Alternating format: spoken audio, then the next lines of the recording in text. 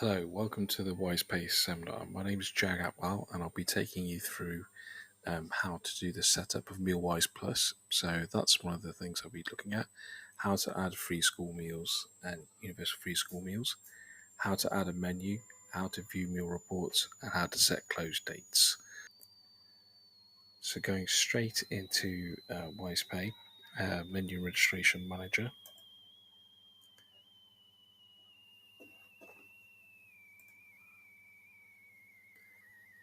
Okay, so we'll start along the top. So this is essentially where you come into to parents create booking meals for their parents.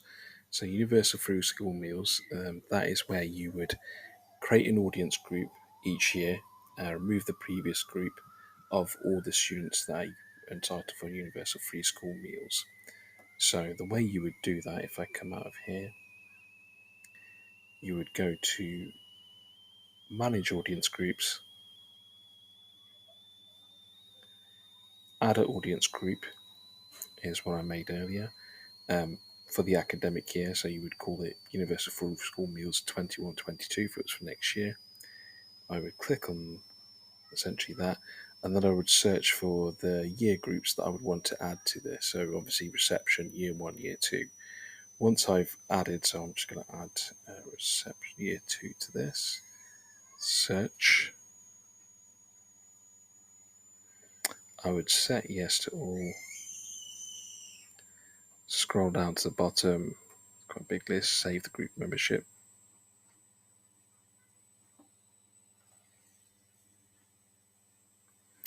And I would, once I've added all the pupils that I want to add, I would go back into the menu registration MealWise Plus, go into the Universal Free School Meals tab. As it's the first time that you're doing this, you don't need to do that, but going forward, every year before the academic year starts, you would remove them. But what I would select here is, there's the audience group, save the free universal meals, and that is that step done. Now, for free school meal pupils, you would need to check that they have the status of free school meals in their accounts.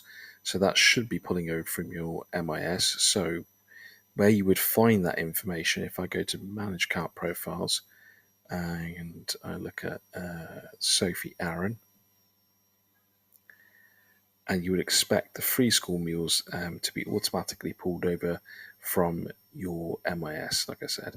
So it's important that you do check that as well, because if that information, that tab does not say yes, then obviously it won't they won't be eligible for free school meals. So that's important for the free school meals pupils as well.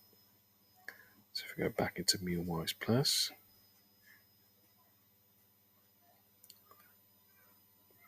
adding a new menu. I've got several menus in here, but this is where you would essentially, most schools have a 3-week rotating menu, which I will show you very shortly, that I've set up already. This is where you would add that information, as well as the cost, what the cut-off date is for parents to be able to book onto that. Register meals. This is where you can allocate a meal to a child. So, for example, they're paying by cash, or a child that's changed their mind for their meal, or if you want to move their meal to another day because they're off sick. View meal reports. This is where you can look at information such as number of meals that the kitchen need to prepare, class breakdown of individual pupils with their meal choices. Manual payment reports. This shows you payments where, for example, pupils or their parents have paid by cash rather than online. Set close dates. So this is dates that where ad hoc dates that the school is closed. So, for example, bank holidays or inset days. So it's important to set that. The other thing I should say about universal free school meals is that it's very important that you set this up before the MealWise Plus is live, because otherwise the costs won't be correct. So adding a new menu, if I was to click on add new menu, and let's have a look at the menu summer term 1, this is exactly the screen that I would get. So the menu title is essentially what is the title of this particular menu. So in this instance, I've called it the Summer term 2021 week 1. Expiry date, so this is when do you want the parents to book the latest by. So in this instance I've got it set up for 7 days after the menu date. Special notes, this is where you can put dietary requirements in, so on and so forth. Cost per meal is essentially very important that you put that in. What is the cost per meal?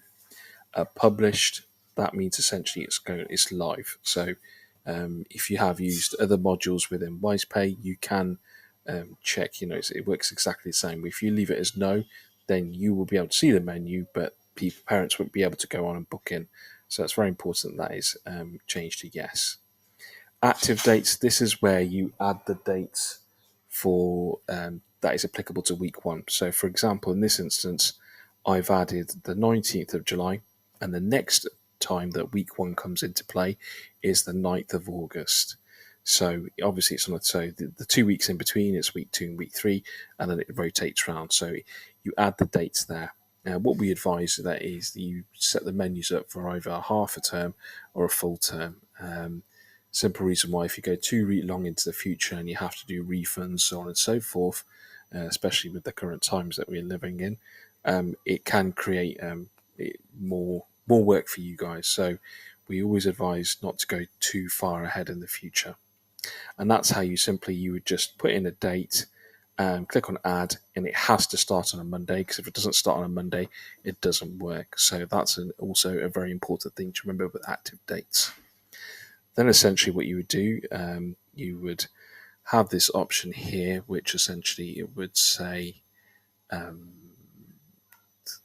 a new course. So you would add the new course, you would give that particular course a name. So in this instance, we've got main meal. Then you would add the options essentially for those days. So in this sense, we've got optional paid as well. So that essentially means we want this to be an option for a parent to go on to book and in order to pay.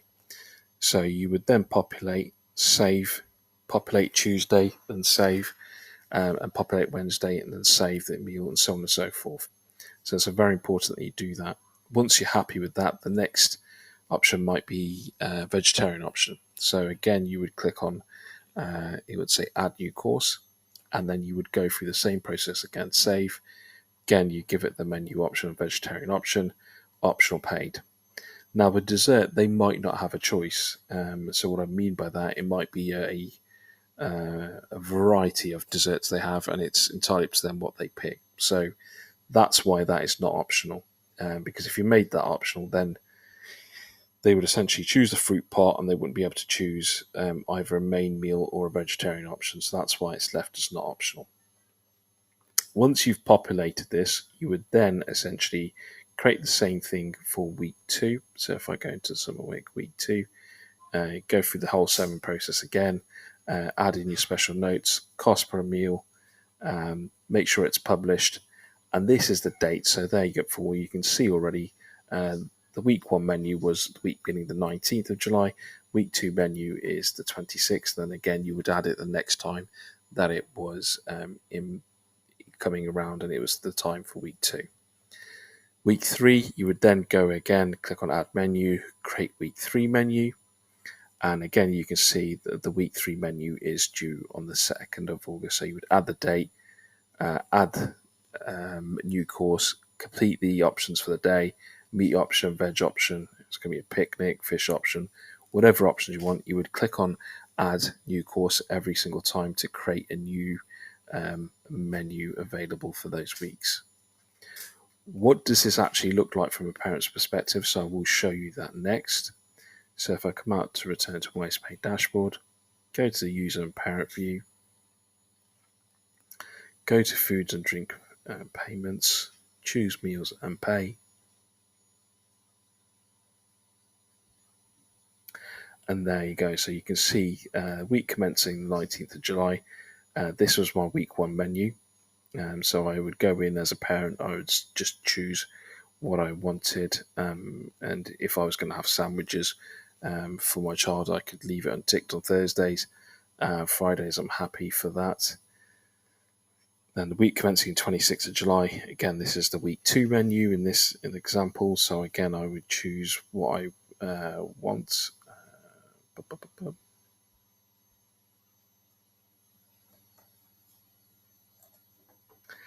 And then this is week 3, and then it goes back into week 1 again. So that's essentially what it would look like. And then the parent goes through and books, chooses those meals, and there you go. And then they would go and check out for that example. So you can have a look at that information. You do see it there from a parent's perspective. So that's where you see the menu information. So it was on the week 2 menu, so they would see that. What contains milk or contains nut for allergy information as well. So that's what it would look like from a parent's view. So if we go back to the dashboard, back into MealWise Plus. So that is the menus. Registering meals. So if I go into register meals, so like I mentioned at the beginning of the webinar, this is where you can allocate a meal to a child, for example, that's paid by cash. So let's have a look at first year here.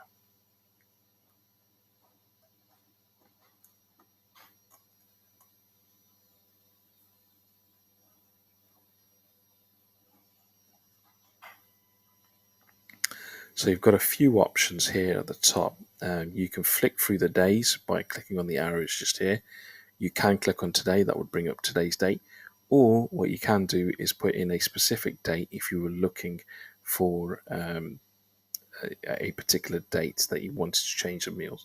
So you've got a couple of options here. So if I go to Annie Ansell, and she wanted to pay for a meal.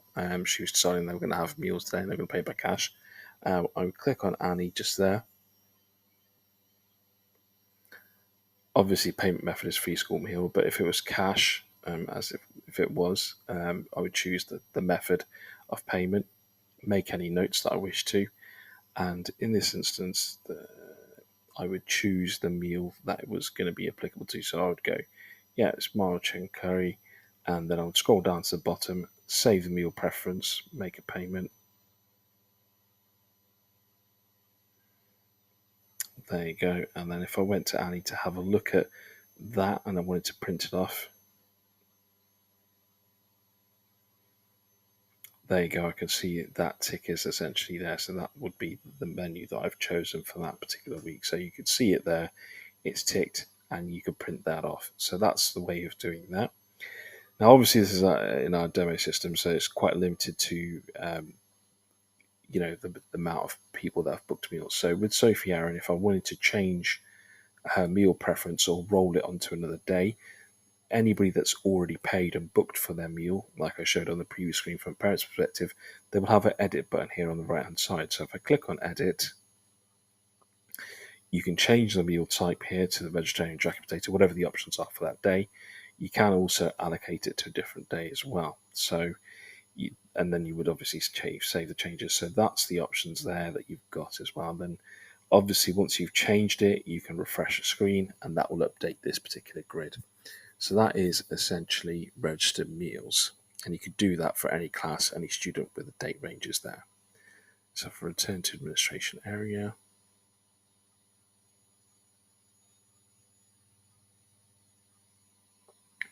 view meal reports. So you've got various different reports in here. You've got catering sheets, where, like I said earlier, that you can see, the number of meals that kitchen need to prepare, the class breakdown of individual pupils, their choices.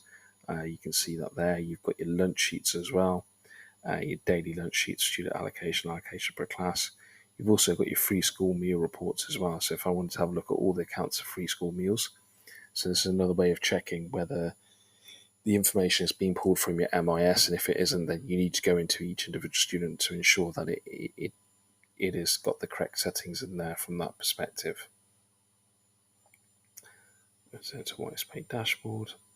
Oh, that's not what I want to do.